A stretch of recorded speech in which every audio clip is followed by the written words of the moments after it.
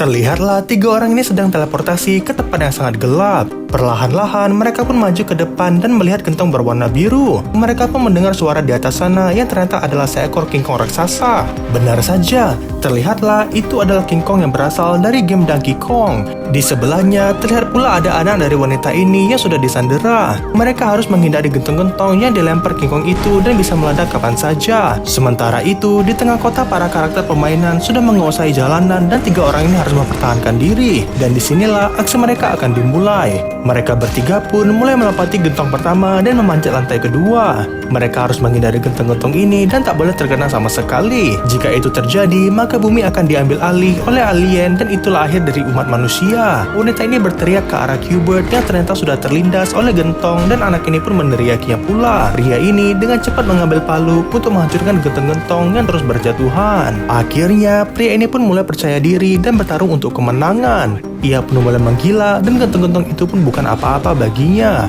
Walaupun awalnya pria ini kewalahan, tapi ia tetap bisa bertahan sampai ke lantai atas. Anak itu berkata bahwa Q*bert masih hidup di bawah sana. Dengan cepat, ia pun melompat ke bawah dengan gaya profesionalnya. Ia lalu mengambil Q*bert lalu melemparkannya ke atas. Tiga orang ini sudah terkepung dan tak ada jalan keluar lagi. Akhirnya, pria ini pun memiliki ide dengan mengambil palu di bawah sana. Ia pun menyuruhnya untuk memegang palu miliknya dan akhirnya wanita itu pun selamat pula. Hingga akhirnya, pria ini pun berkata bahwa ia akan mengakhiri semua ini.